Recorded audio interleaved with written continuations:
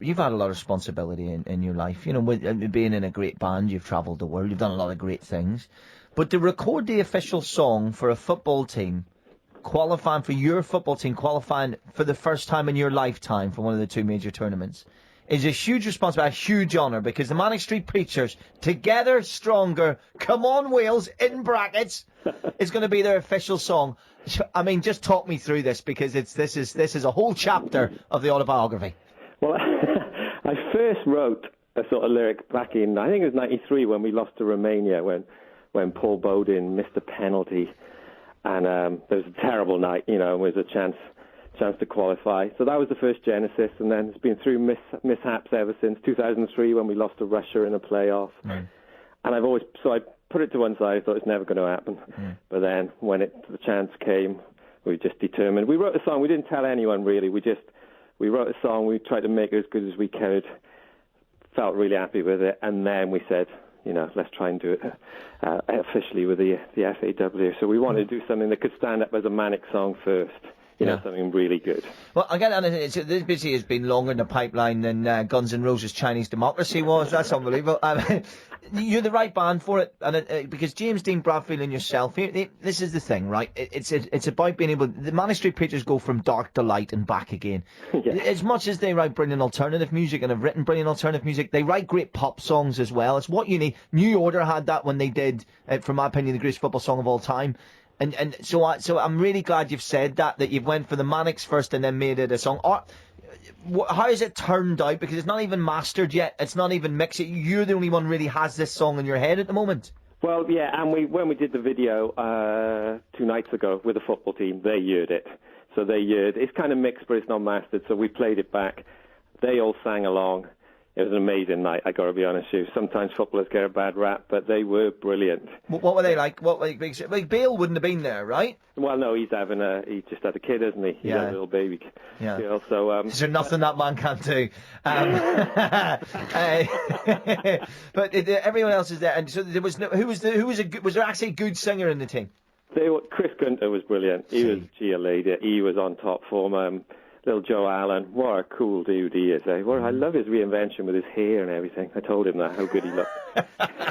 I love your reinvention, Joe. I love it. You look brilliant. I've seen a picture of you in your red suit along the way. Is there anything you can give us musically in terms of a preview of it? Is there anything? I obviously don't want you want a big launch for this, but is there anything you can tell us about the song itself? It's kind of, it's loads of guitars, loads of words, and a massive string section, so it's like, you know, a really classic Manic song. You know, it's a kind of journey through Welsh football history that's that kind of loads of melancholia and then a massive uplifting chorus. First line is not since 1958 when Brazil would make our hearts break. Oh, yes! Nicky, you've delivered. Question, does Aaron Ramsey do a rap? There is not a rap. Well, there is a kind of rap. It's an old school football rap. Nice. So it's basically chants all. I tried to get as many players' names of the squad in. I think I got 18. So I did go up to all the players at the other night. I said sorry if I couldn't get. It's quite a feat to get Hal Robson Canu in a lyric. It doesn't. They say we can't. We say we canu. Oh, come on. Let Hal Robson Canu sing. As one someone. I love it. Listen, you want it to sound like this. They're the best football. If you can get even 10%, no, if you can get like 60% of this, I think this is the best football song ever for me, anyway. Love's got the world in motion, and I know what we can. Because this is a song first, Nicky, and it's a football song second. It's the benchmark. It's the benchmark for all football songs, undoubtedly, and it sounds like a New Order record. I think, that's what I mean. We wanted to make it sound like a Manics record because that's what makes the best songs. And there's been some bad ones, let's face it. There's been some awful ones. I think 3 Lions does have a charm. I know Ian Brody well, and he certainly made it sound like a sort of Kinks lament. So I do admire what Ian Brody did with that. I agree. I think that definitely deserves a mention. And if you get it, you know, if anyone says, you know what, that's reminds me a little bit of New Order, you're in. You know, that's the Welsh 3 Lions, you're in. What you don't want them to do is compare it to this.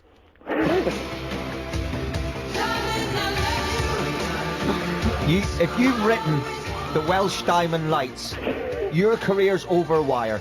Look, you know how much I love Waddle and Hoddle. Two of my favourite players of all time.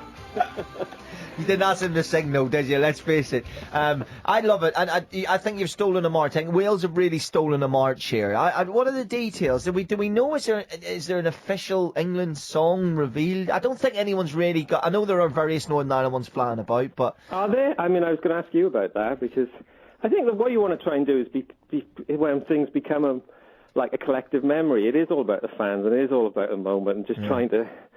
You know, I can still remember the '82 World Cup with Northern Ireland. I remember Billy Hamilton and Jerry Armstrong and Sammy McIlroy, Jimmy Nichols. They just stick in my head, you know, and that's what you want to try and do with a tournament. And you have those moments that kind of become part of the national fabric. And if you've got a song to go with it, it just all kind of comes together. Nice. Even the London Northern Ireland Supporters Club made a song, but I think the Manics doing the Welsh songs absolutely perfect. I must interrupt Nicky Wire. I just got to cross over to Nicky Wire for an update on the cricket. I believe we've had a wicket, Nicky. Yeah, it is, because it's just gone to an advert. You know, on Sky. So it must be it. Yeah, there is. 35 for 4. Afghanistan are 35 for 4, so England making a comeback here.